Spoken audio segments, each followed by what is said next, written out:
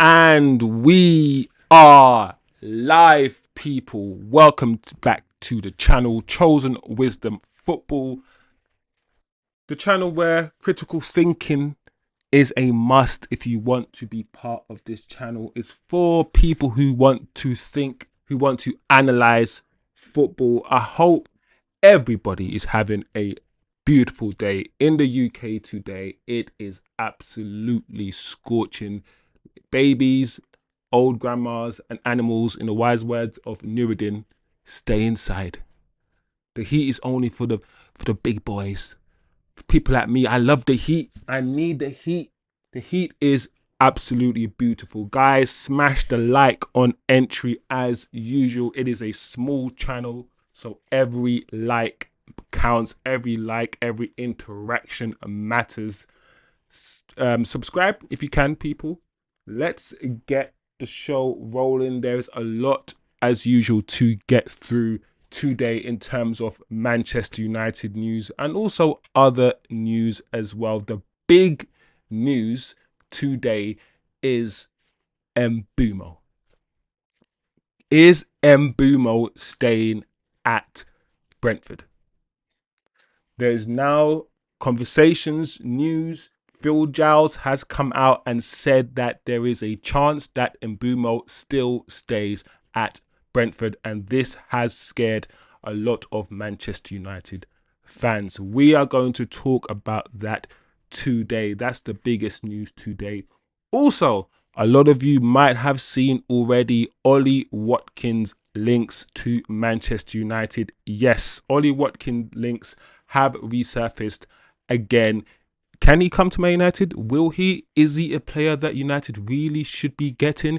Is he a player that you, as Man United fans, want to see at the club? Is he an upgrade to Hojlund? Is there any validity in this news? We will talk about it today as usual. There's also side news about Jonny Evans and Jonny Evans getting a new role at Manchester United. We're going to quickly discuss what that role is, what it actually means, and how, we can use Jonny Evans and how he can further Manchester United Football Club in his new role going forward.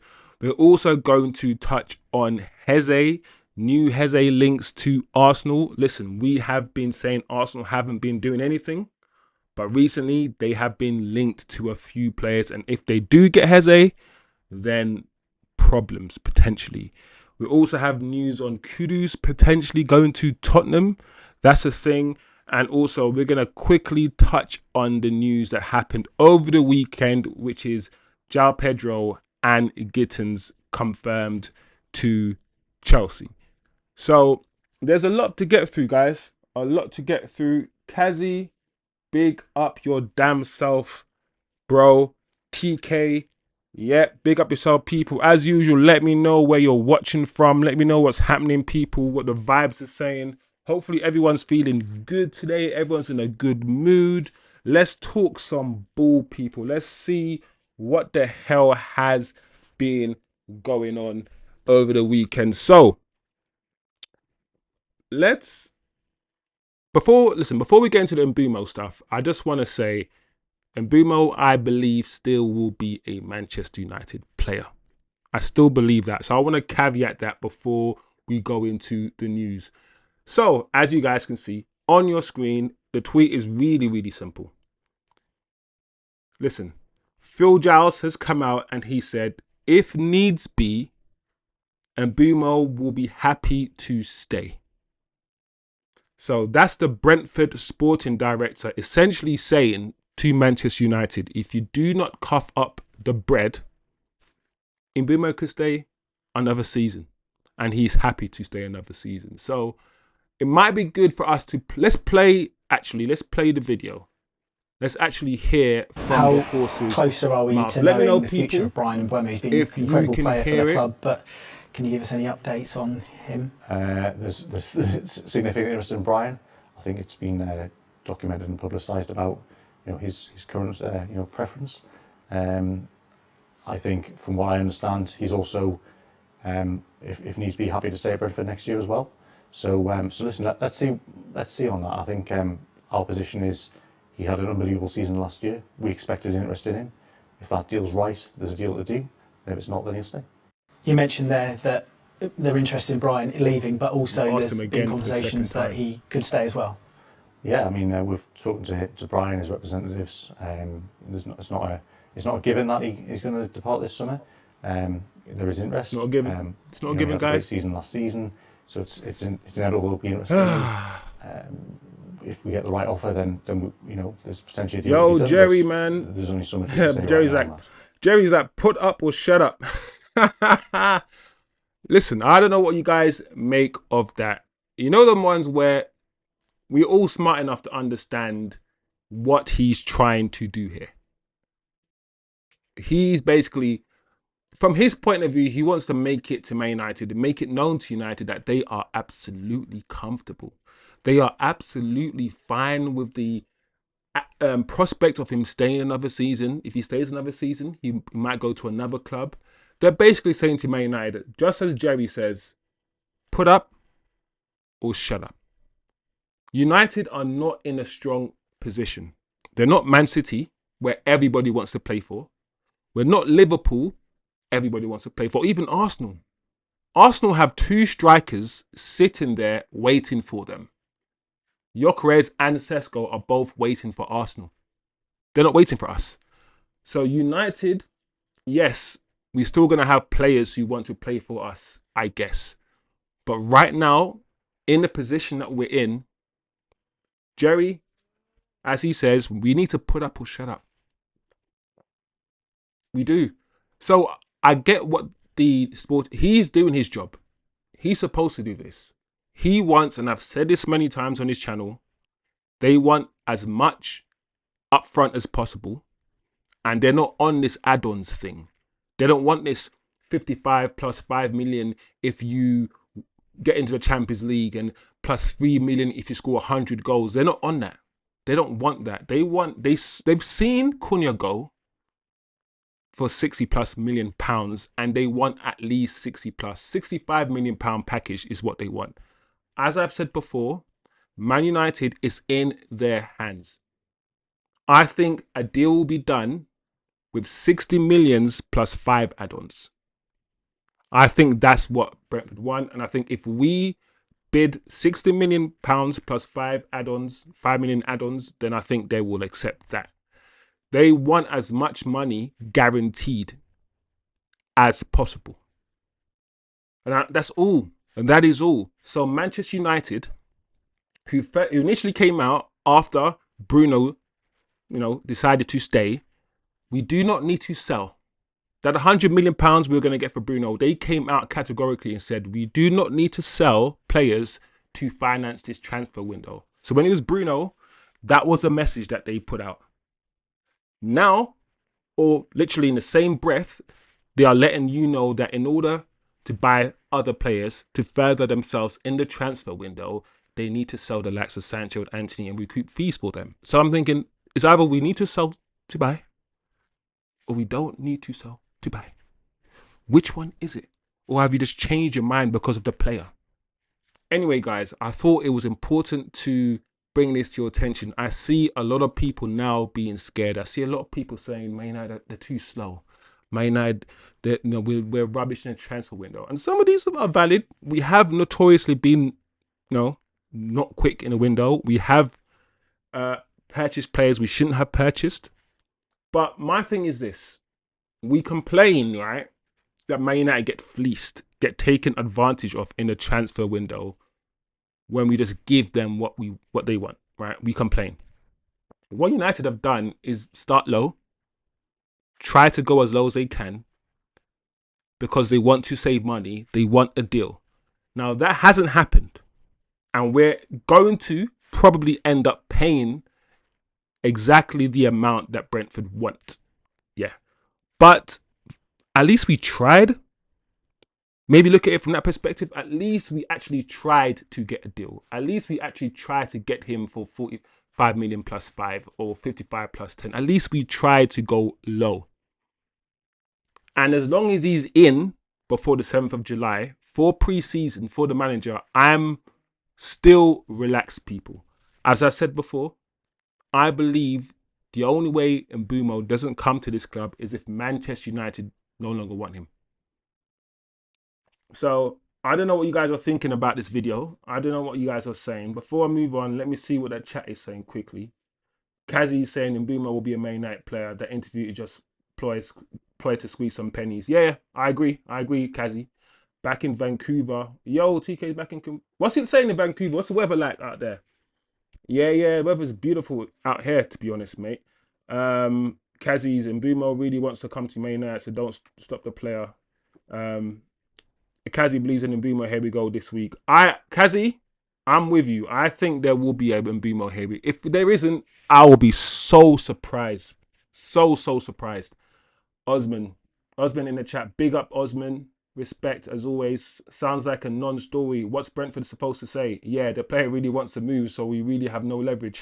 Yeah, no, Oz is right. That's why I said this is I know, bring it to your attention is one thing, but we surely can see through all of this. We surely know what the hell is going on.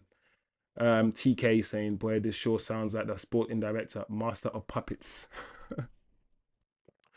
Cunha was a release clause, though. Good point, Kaz. It was a release clause, so that makes me feel like if Cunha didn't have that release clause, Wolves would have done something similar. We could have played up to 70, 80 million pounds for Cunha if it wasn't, us meeting some sort of release clause. TK saying, yep, 60 plus 5 gets it done. I agree, yeah. 60 plus 5. Kazi, Brentford looking at our previous purchase. Yeah. That's the thing about this transfer window, people. The knock-on effects here are going to be, for Man United, they might be devastating. That's why I feel like we should have got our business done first. Because when players like Elanga start going for like 60 million pounds, yeah, Brentford are going to be like, hold on a second. Let's ask for 70 million for Mbeumo. I feel like we need to get this done now before craziness starts to happen in July. And other people start taking the mick. That's how I honestly feel, people. Osman, on the Bruno messaging, Man United can't come out and say, yeah, we definitely have to sell this summer. And it's necessarily going to be the only players that anyone would want to buy. It would weaken them. 23C. I'm not going to lie, TK. That's weak. Bro, TK out here, yeah, it's about 30.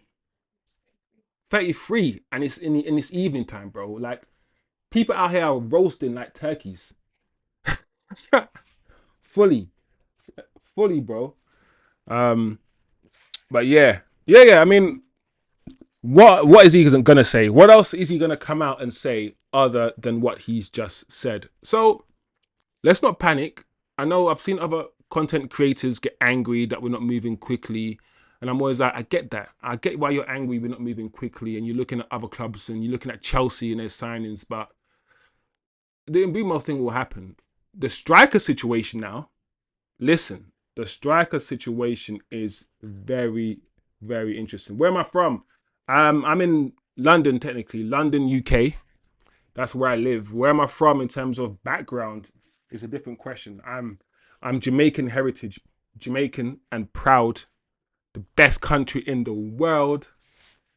That's where I'm from. But yeah, I'm living in the UK. British. You call me British, right? I'm British. But Jamaica's my home, really, That's funny. That's jokes. But yeah, so that's the Mbeumo situation. Mbeumo's just chilled. Man United are going to submit a third bid and probably a final bid this week. And we're probably going to get the here we go in the next few days. I reckon. That's just me thinking. And I've been saying the same thing for about 2 or 3 weeks now when it comes to Mbeumo. So that's where we are, man. It's only morning. Oh, snap. It's 23 degrees and it's in the morning. So by the time in the evening, TK is going to be flipping roasting. Yes. Fully. Anyway, what are you guys saying? Because apparently, this Ollie Watkins thing, I don't know what you're saying, people. This Ollie Watkins story has a bit of legs. All right, let me tell you my opinion before we get into the story quickly. Ollie Watkins is a decent player. He's not terrible. Let's keep it 100, right?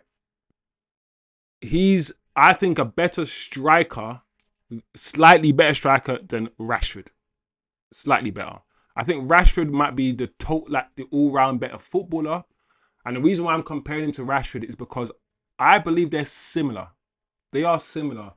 Rashford's got more skill, but Ollie Watkins is more direct. And I think Ollie Watkins plays the striker position better than Rashford. We've seen Rashford inability to play with his back to goal.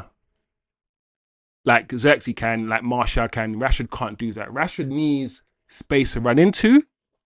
He needs a high line. That's when Rashford is good. Similar to players like Mbappe, these guys need a high line and loads of space to run into. They can't play against low blocks, right? And when I see Ollie Watkins, I see somebody similar. Ollie Watkins, Aston Villa play for him. They play to him. Once again, I feel like he struggles against low blocks. He can play with his back to goal a little bit better than Rashford, but he's still not amazing with his back to goal. I'm underwhelmed by this link, but he's better than Hojlund. He's better than Hojlund, but my issue is this, people. Am I going to accept every single striker link, yeah, and say, come on in, yeah, just simply because you're better than Hojlund? Is that that stick is a very low, that bar is a very low bar. And I feel like we need to also buy players for the next 2, 3, 4 years. I don't know about Ollie Watkins. I don't know what the fee would be for Ollie Watkins. But apparently, he is on the list, people. So, this is the story. Ollie Watkins is on United's shortlist for the goal-scoring position if Rasmus Hojlund leaves. Now, what scares me is the if Rasmus Hojlund leaves bit. Rasmus, please go. Please, please, please. Contacts have already taken place as a club explores different options. So we know that what's the guy who went to Chelsea? Man's just gone blank. The striker. The striker, I said. Why? The striker that we were after, Delap. That's it. Yeah. All right. So we know Delap, yeah, was Manchester United's first choice. He's English, Premier League proven, 30 million. That was our first choice. Chelsea, as usual, as they do often, beat us to him. Gyökeres is also on our list. But the Gyökeres situation is messy as hell, bro. I wouldn't touch that situation until everything is sorted. Over the weekend, the sporting director came out again and said the most amount of smoke, the most amount of grease about, you know, he's not going for anything less than this 60 plus 10. And, you know, if the agent is a good agent and the agent will get him the deal and all these things. I'm like, this guy, I don't know. I'm beginning to feel like it's going to be very difficult to do business with Sporting. I remember the Bruno Fernandes saga, and it was difficult to do business with them. So I feel like Ollie Watkins might be third on our list, because if you think, or fourth, maybe even fourth on our list after Osimhen. So I don't know about getting a fourth striker on the list. I don't know about getting a striker that was playing for Aston Villa. I feel like we can get better. We can do better than Ollie Watkins. I'm not really interested in this story. And Kazi in the chat, yeah, if what you're saying is correct, because I didn't know about the fee, right? £60 million. Is that how much? Yeah. Come on, people. Come on. I know we're all Man United fans. I know we don't think Hojlund's good enough. I know we need a striker, but let's not rush. Let's not be making the same errors and getting players in just because they're better than what we have. Because the issue is we've declined as a club. We've sold the Ibrahimoviches, the Pogbas. We sold all those players, but we haven't replaced them with at least players who are at least as good. We've replaced them with worse players, hence why we're 15th. So Ollie Watkins, can you imagine 4 years ago, the Man United team with, like I said, with the Pogbas and Ibrahimovic and all these guys, and us going for Ollie Watkins? So I don't know, guys. Let me know what you guys think. I think most of you in the chat, when you're not really feeling Ollie Watkins. Osman saying Watkins was quoted to Arsenal at 60 million in January. Now Villa are out of Europe and PSR trouble. He will be cheaper than that. I think so. I mean, even though they're quoting 60 million, I think they'll probably let him go for less. As Osman says in the chat, Villa are in trouble with PSR and they need to sell players. They need to. So let me know what you guys think. Like I said, from initial posts in the chat, I don't think most of you are even interested in hearing anything about Ollie Watkins. You guys are not on it at all. At all. TK's like, I'd like to stay clear of Watkins. Older, would cost 40 million and would want huge wages. He is only Mr. Right now, not a long-term right. Yeah, you guys are not on it. You guys are not on Watkins. I hear you. What's Kaz saying? You know, when Man United go calling clubs pump up the price. Yeah, man, that is so annoying. It's very frustrating because even when we're finishing 15th, yeah, in the league, teams are bumping up the price when we come along. And when Man City and Liverpool, who are the top two teams, come along, they're like, okay, here's Turkey, here's all these players for cheap. It's just like, I don't know, it's bullying. I feel like we get bullied in the transfer window. Anyway, let's quickly move on. Johnny Evans, flipping Evans. You guys, I like to bring you these sort of things. And I know some of you guys don't care. But it's interesting, man. Johnny Evans, he's a legend at the club.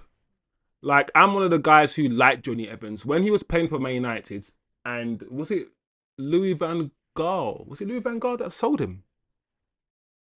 Somebody got rid of him. Was it Jose? It might have been Louis van Gaal that got rid of him. But whoever got rid of him, I was a bit annoyed. And I remember when he used to play for Man United, and we kept saying that he's not very strong, he's not very quick, but he's a good footballer. He was like the better version of Maguire. Johnny Evans could play ball. So is Johnny Evans a Man United legend? Is Johnny Evans a Man United legend? Listen, I'll leave that for you guys to decide if he's a Man United legend. But he has left the club 30th of June. 30th of June is also, the day that most contracts run out. So Christian Eriksen, today's his last day.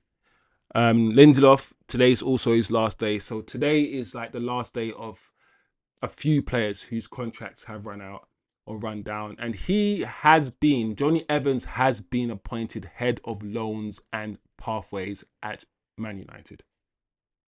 The first thing I thought to myself when I saw that news was, what is that? What is head of loans and pathways? I never knew that job existed. Who is it? A new role? What the hell? What is that? What is head of loans and pathways? Is it job for the boys again? Just tick some boxes, write something on a piece of paper, and then check out at 5:30 and go home. So I had to do a bit of reading. So he's going to be working with the academy. So we're talking about who and the director of football. So he's going to be working with the academy, with the director of football, to essentially prepare young talent for the future.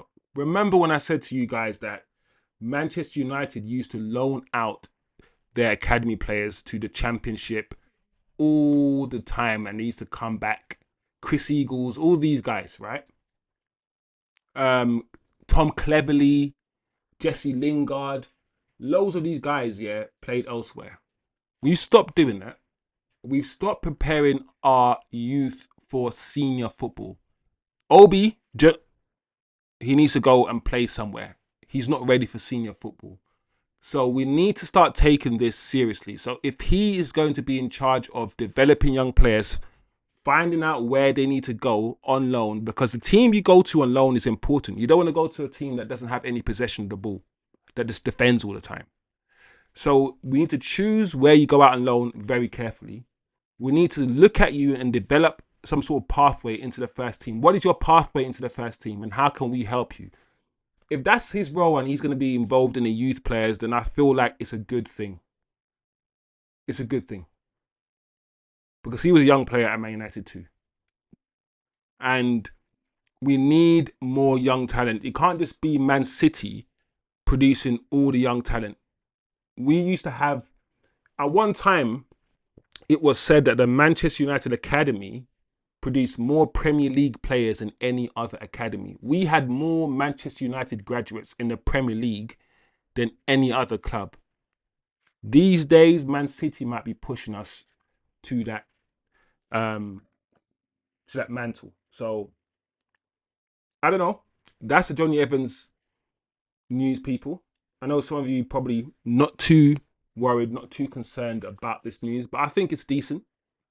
If he can do the job well, then he can do the job well, and that's all that matters, people. So let me know what you guys think about that news as well, people. What's I was saying? I was saying about Watkins. I rate Watkins more highly than you. He'll be my number 2 after Gyökeres. Prem proven, he's on half Rashford's money, but might want to pay rise to come to United. Oh, that's an Arsenal fan.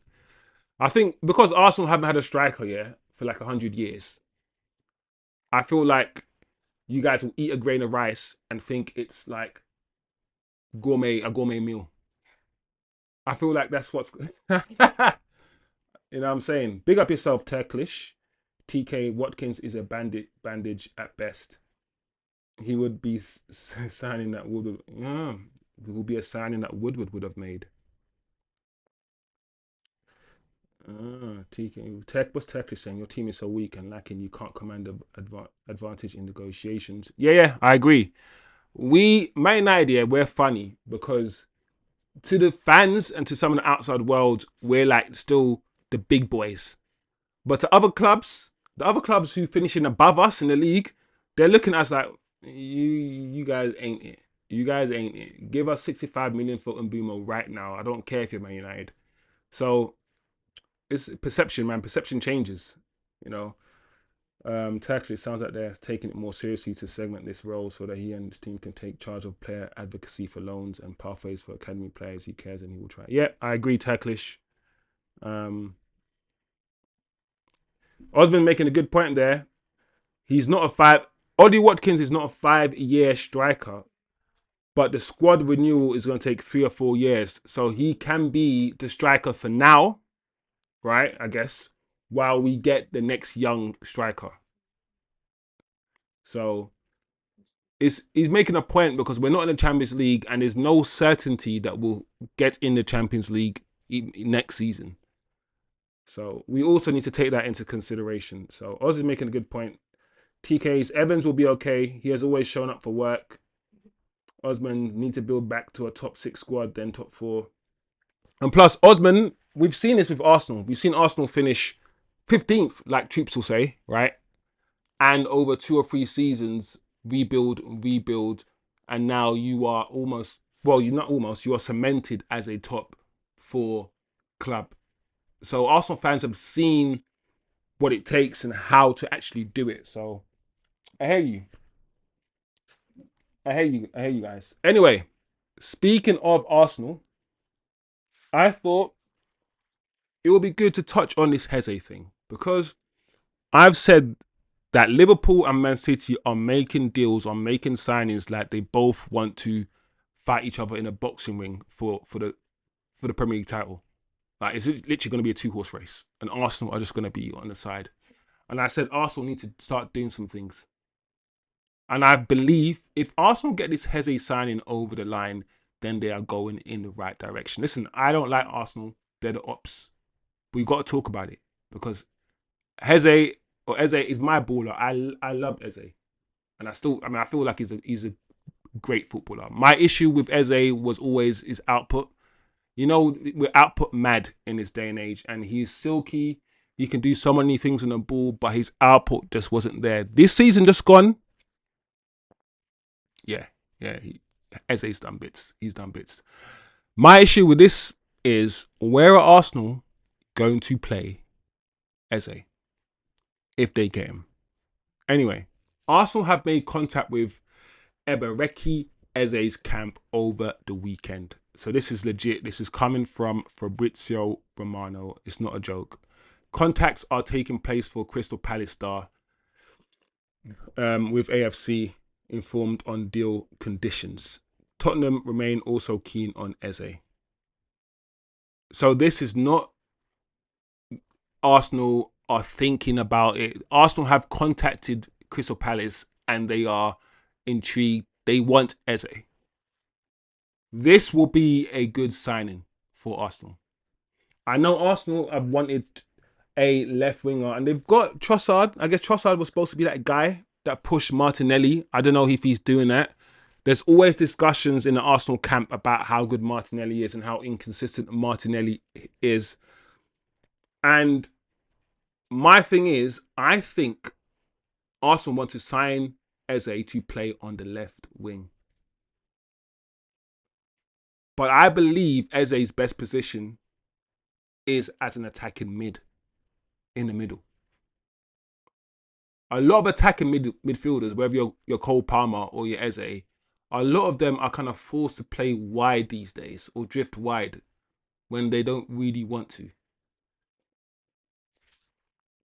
I don't know. So, Arsenal, if any Arsenal fans are in the chat, let me know where you think Eze will play. Because out of the two, Tottenham and Arsenal, surely Arsenal will be the main guys. Surely Arsenal will be where Eze wants to go. However, I'm going to say this, guys. I think he walks into the Tottenham team.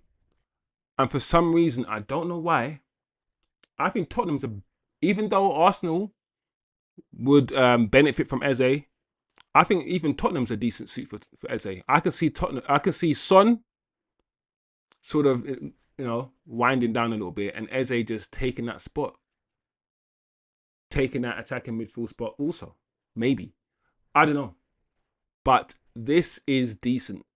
If they can pull this over the line, Arsenal, plus Zubimendi, plus Sesko, because I feel like their summer window will go from absolutely atrocious to really good, just like in a split second. So let me know what you guys think about Eze to Arsenal. Do you think it's going to happen? Because with this one, I'm not sure, people.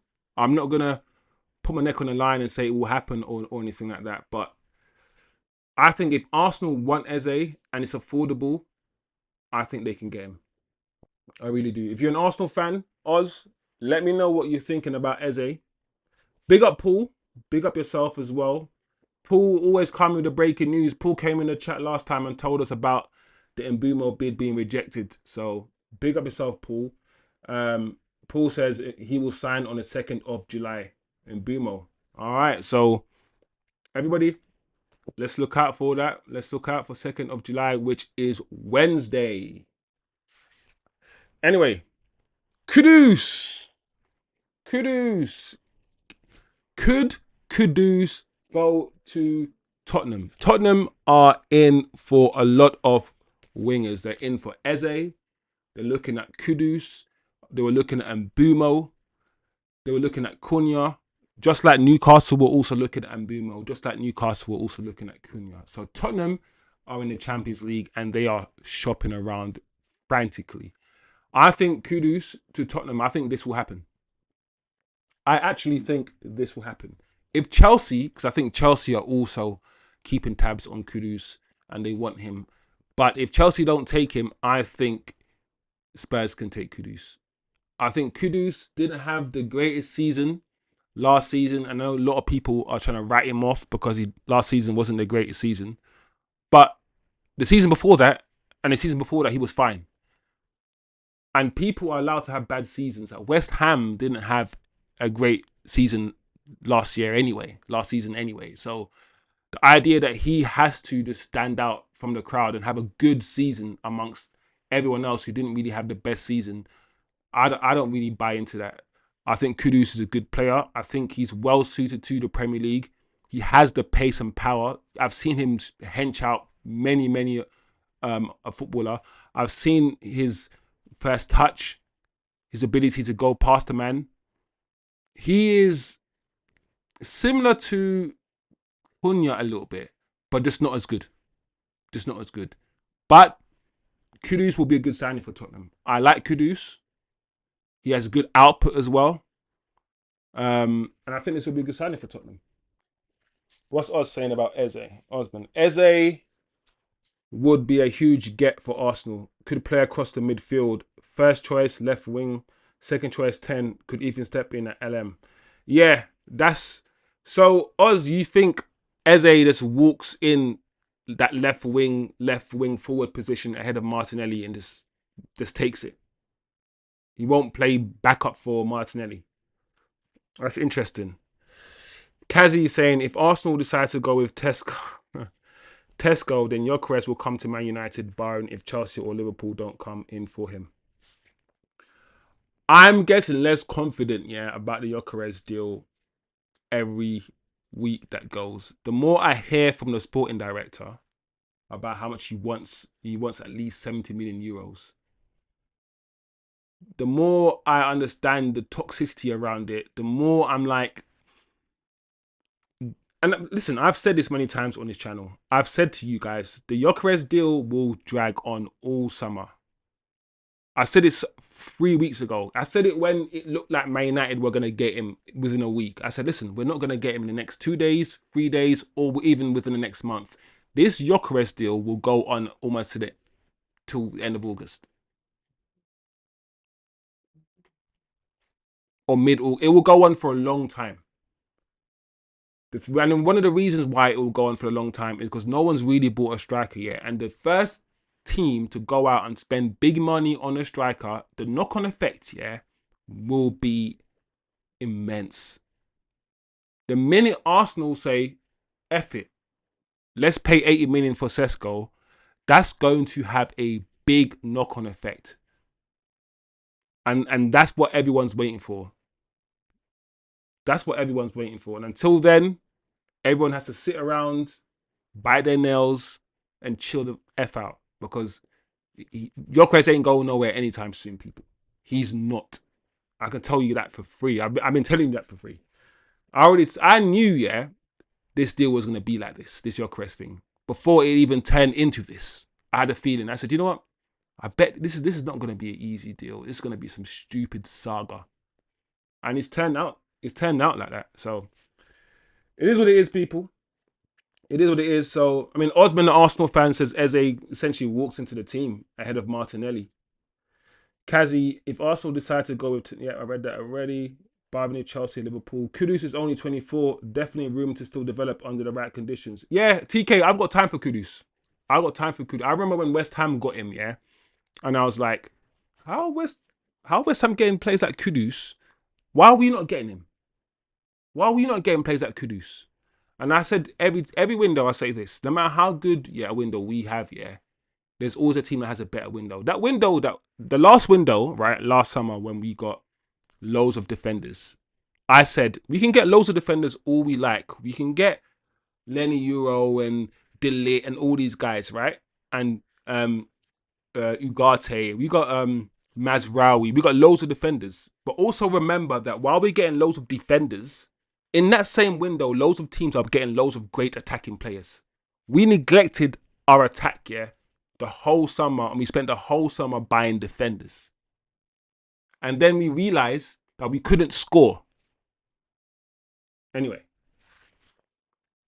No, Kudus is a... Do you know what Kudus is? What would you say Kudus is? I was going to say a winger. He's not really a winger. He's more like a inside 10. I mean, in the Premier League, he plays out wide. He does. He plays out wide. But his actual profile, for me, that's why I say similar to Cunha. He's kind of like an inside 10. He will get you goals. He can go wide. He can cut in. He's that sort of a player, Kudus. Very, very good. One thing I like about Kudus, like I keep saying, is his physicality. He's quick and he's strong. You're not going to hench him off the ball.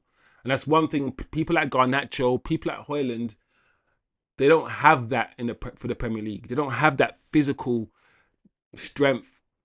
Mbeumo has that.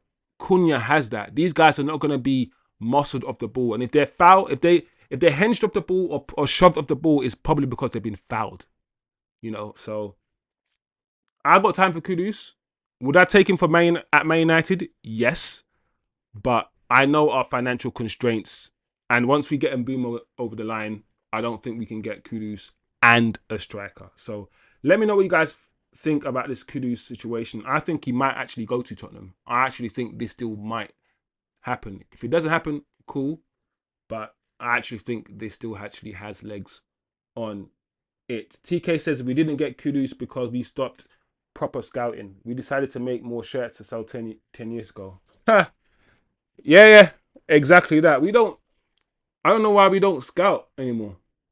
I don't get why it's always, like I said this before on this channel, why is it always the Brentfords and the Brightons? I mean, right now, we should be shopping where they're shopping. We should be getting the next Kudus, the next Baleba. That's what we should be getting.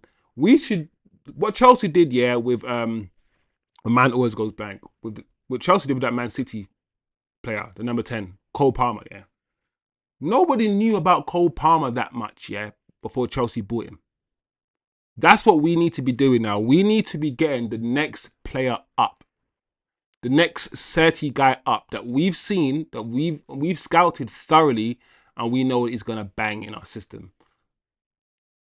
Yes, tried and tested Premier League is what we're doing right now with Toney and Mbeumo. But also don't be scared of getting the next guy up. Get your scouts. They get paid for a reason. You know what I'm saying? So it is what it is, people. So that's Eze to Arsenal. I think that's potentially likely. I think Kudus to Tottenham is more likely. I think it's more certain. We can touch upon Ivan Toney because I've heard people talk about Ivan Toney today and Ivan Toney to Man United. Guys, if Ivan Toney to Manchester United happens, I'll go outside and slap a bird. Do you know how hard it is to slap a bird? Do you know how hard it is? That's crazy. But I will do that. I wanted Ivan Toney when he left Brentford. Ivan Toney was one of my favourite strikers. Once again, he could play with his back to goal. Strong. Hold the ball up. Bring others into play. Yes, people had worries over his lack of goals. He didn't always score 20 plus goals a season. But if the team is scoring goals and everyone's playing well, it doesn't always matter how many goals your striker scored. Martial, Firmino, many strikers are like that, facilitators, and he was a really good facilitator. He's had a decent season. I think he scored 30 goals at Al Ahly this season, but I've seen people talk about it. There are no concrete links between Manchester United and Ivan Toney this summer. None. Would I take him? I'm not going to lie, people. I'm not going to lie. If it was like a £30 million Ivan Toney, he's what, 29 maybe? 30 sort of thing. So we're going to get maybe 2-3 years out of him. Once again, as Osman said in the chat, we're in transition. So he could stabilize us before we go and get, our long-term striker. I wouldn't mind that, I wouldn't mind. My issue is similar, a bit similar to Zirkzee in the sense that they both like to drop deep. Ivan Toney is not the quickest. Zirkzee isn't a speed merchant. I actually think Zirkzee's probably got better close control, slightly better tech than Ivan Toney. Ivan Toney might be a slightly better gunsman. When Ivan Toney shoots, he probably slightly got a better shot than Zirkzee. I've watched Zirkzee's shooting technique, and when you watch Zirkzee shoot, he doesn't always use his laces. He sometimes uses the side of his foot to shoot. And I'm like, I could tell why you're not a gunsman, Zirkzee. When you watch Mason Greenwood, for instance, shoot, and he's just slapping everything with his lace into the bottom corner. Then you watch Zirkzee shoot, and he's always sort of caressing it with his instep. Or Harry Kane. When Harry Kane slaps the ball with the inside of his laces, for instance. You can tell who's got good shooting tech and who isn't got good shooting tech. You can tell who, is a gunsman, who's practicing shooting 100 shots a day, 100 shots a day. You can tell who's doing that compared to who's not doing that just by looking at their shot technique. So I don't believe the Ivan Toney story, but Ivan Toney was a player that I like, people. And I wish he came to us. I really do.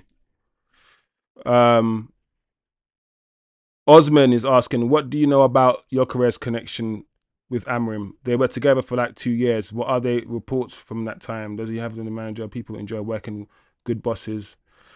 I mean, the reports that I've read, Oz, in terms of Gyökeres' connection with Amorim, really good. I mean, Amorim plucked him from obscurity, gave him a platform, built a team around him, and for 2-3 years, he was his guy. There's no beef, no animosity. They like each other. I feel like Gyökeres' first choice being Arsenal is just business. He hasn't ruled Man United out. I feel like the manager has contacted him, has spoken to him about the project and all of these things. The thing is this. Gyökeres is 26, 27. I know he wants to play in the Champions League. He wants to do big things. I don't know if another reason why Arsenal is the first choice is I don't know if he wants to go through another project, bro. Like, I don't know if his mindset is another project. So when am I going to win some stuff? Like, he's won stuff with Sporting, but you know what I mean? That's what I feel like. You can sell him stuff all you want. My manager could be on the phone and be like, yeah, things are going to be good.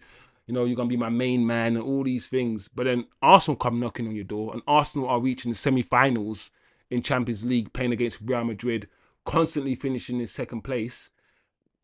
They've needed a striker for the last 2 or 3 years. You know that they're a stable club. You know they play decent football. Bro, you're going to Arsenal. You're going to let's keep it 100. You are going to Arsenal. Listen, I'm a Man United fan. And if both Arsenal and Man United came in to sign me right now, I'm going to Arsenal. I don't trust Ineos. Are you crazy? I love the club, but I can separate me as a fan and me, you know, my business, my intelligent brain that says, don't touch Manchester United with a barn pole if you don't have to. Stay far, far away. So, it is what it is. Oz is saying, I'm not sure about Toney. Is there a personality you want to bring in if you are trying to stamp out mentality problems? Create new culture in your squad. I hear that, Oz. Anyway, guys, before we go, good show. Always try to make it an hour. Try and make it as concise as possible so I don't waffle. I just want to touch on Chelsea a little bit. And over the weekend, the stuff that they got done. And this guy, especially. I like Joao Pedro. When I used to watch Brighton, I was always like, who is this guy? This guy who can just go left. He can go right. He can dribble. He can shoot. His passing is underrated. He can cross the ball really well and he can pass well. And I'm like, who the hell is this guy? Why is it always Brighton getting these gems for cheap and then selling them on for trillions, bro? Like, it's crazy. And the fact that Chelsea got these 2 deals done practically over the weekend in a very, very short space of time. I mean, Gittens, they've been talking to the parent club of Gittens and trying to get that deal done for a few weeks, for sure. But it's the fact that they announced these 2 deals so quickly. It got a lot of Man United fans frustrated, angry. It put things into perspective with regards to the Mbeumo deal. I said before, earlier on, that we should relax. We're still going to get Mbeumo. But Chelsea are so efficient in the transfer market. They spend a lot of money. They've spent another 500 million in like 12 months for Maresca. They spent like over $1 billion in about 18 months before that. But they sell players. They usually sell well. Chelsea annoy me. They frustrate me because they are a decently run club and they always seem to have loads of money to buy any player they want. The issue is they've signed a lot of players and they still haven't won no leagues. They still haven't won no Champions Leagues. or FA Cups, and over the last 3 seasons spending what 1.5 billion on players and still not really having anything to show for it is absolutely crazy. For them to have spent the money they've spent, yeah, and still have to repurchase a whole new front line, like, that's insane to me. So they haven't done good transfer business in terms of the profiles of players they brought in, but they're always spending money and they're always pipping United to players, and it pisses me off how efficient and how quick they are. Listen, TK in the chat is already saying Pedro is not a £60 million player. And I agree. Because we're talking about pounds here, not even euros. And even though the tweet from Fabrizio says it says excess of £50 million, I believe another reporter reported the fee to be around £60 million, which is about 70 million euros. And as TK said, I wouldn't spend that money on Joao Pedro. Joao Pedro right now is probably a £40 million player. However, I like Joao Pedro, bro. I like Joao Pedro. He's also strong. I keep saying the athletic thing. Listen, I don't even like the fact that you have to have pace and power in this league, because I know there's a lot of players that we rate in history that have never played in this league, like the Ronaldinhos, the R9s, the Zidanes, Messis. And I reckon a lot of these players that we love, that we respect, that we think are GOATs, if they came to the Premier League and played, we wouldn't rate them as highly. And I just think some players need to stay away from the Premier League if they want to have good careers, because we think the Premier League is the hardest league and is the best league. It might be the hardest league, but it's not the best league just because it relies mostly on pace and power. It's not. I just feel like football can be played in different ways. And just having loads of pace and power in your league, or relying on it in your league, doesn't make the league the best league. We always say the Premier League is the best league. It's a league that we watch. But back to my point about Joao Pedro is that he has that pace and power. He has that physicality. We've seen it with Brighton. And I feel like he will actually do good things at Chelsea. I actually think this is a good signing for Chelsea. Not worth the money, but good signing. What's Oz saying? The new hedge fund owners thinking they can buy a huge portfolio of players and fund the club through sales. It could really go tits up if the market turns. Listen, the way that Chelsea, the way that Man City have done the most, yeah, and all these charges and nothing's happening, I don't have faith anymore, yeah, in football clubs being punished for breaking rules. Like, no faith. Brown envelope settings, hush settings. Look at this FIFA World Club Cup, whatever you want to call it, thing that they're doing. Like, I'm telling you, there's some dodgy things happening in this tournament, bro. There's loads of little money going here, money going there. If it is revealed in about 5 years' time that some dodgy money business was going on in this Club World Cup tournament, remember, you heard it here first, people. Remember. So, yeah, it is what it is, man. Anything on Nemeka? No, I haven't heard anything concrete. Like, apart from that time when I spoke about it, and I think it was a Portuguese or French reporter that was reporting on it at the time. It says we had interest. That was late June, but I haven't heard anything. Unfortunately. I feel like I also saw somewhere, and I can't remember the source, that after Mbeumo, Manchester United are looking to get 4 more signings in. 4. And once again, it will depend on outgoings. We've heard that before, right? It depends on outgoings. So unfortunately, I haven't heard anything more on Nemeka. But, bro, I need to be hearing midfielder links, man. I need to be hearing midfielder links. Because going in with the midfield that we have, yes, Mbeumo, Cunha, great. But if we're playing against, what it is, it's Wirtz. It's the fact that Rodri's back.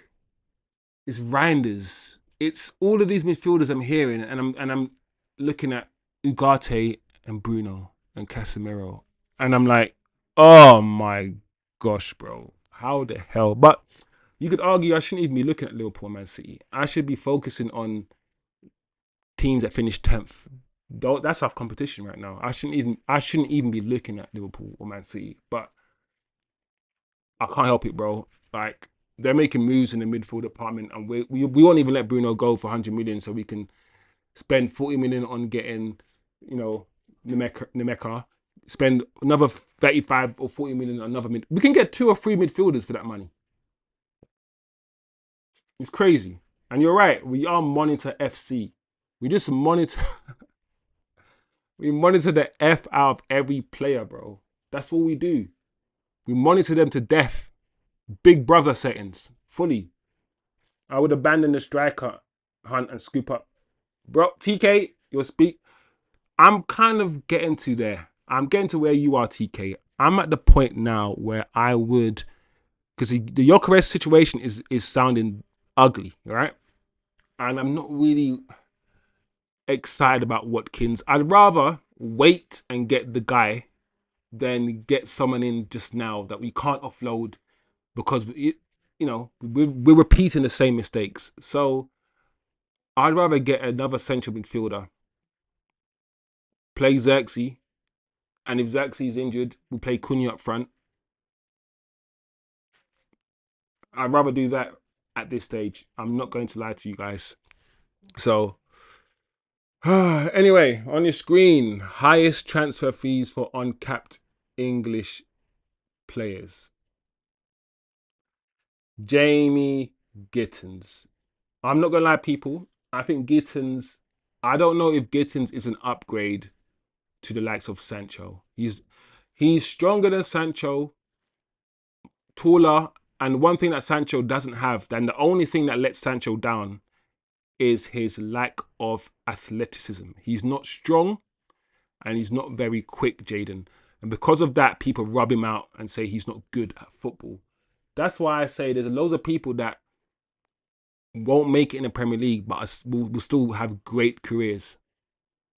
Like, I think if Lamine, came to the Premier League right now in his diminutive stature, he might get henched out. He won't be the same player. So I feel like you not having the physicality to make it in the Premier League doesn't automatically make you a rubbish footballer. You can still make it. You can still have a great career. Gittens has the physicality. He's not as techie. He's not as technical. And that's why I'm like, I don't know if Gittens is an upgrade. I think Gittens might be a sideways step. But Gittens is young. He can improve. They spent a lot of money on Gittens, which means I don't think they'll be coming in for Garnacho. Garnacho might slowly start turning out to be an issue for us because the manager has been very clear, and as Chelsea sign players and other clubs sign players, and he wants to stay in the Premier League, his way out becomes even narrower. It becomes even narrower or more narrow. And I was hoping Chelsea would come in for him, but Chelsea have now got Gittens. So I don't know, guys. Based on what you have seen so far in the transfer window, or based on what I've seen so far in the transfer window, the top 4 is going to be Liverpool, City, Chelsea, and Arsenal. In my opinion. I feel like every signing Newcastle go for, it's already been taken. And Newcastle are now going for their 3rd or 4th choices now, because Cunha and Mbeumo and all these guys have taken. I'm not threatened by anything Tottenham have done or are trying to do. I don't know why I'm saying threatened, because we finished 15th, but it is what it is. So yeah, that's Gittens. I think Gittens will be okay.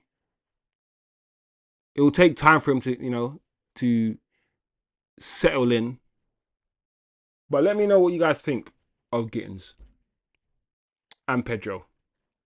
Joao Pedro to Chelsea. So that's Gittens and Joao Pedro to Chelsea. We spoke about Kudus potentially going to Tottenham. We spoke about Eze potentially going to Arsenal.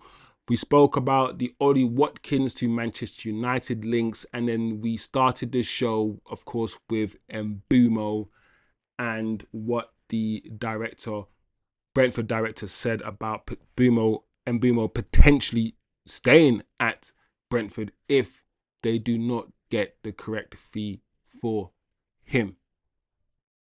Whoa, now I can breathe.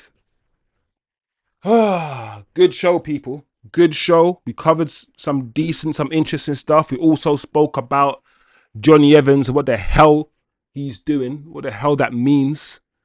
So decent show.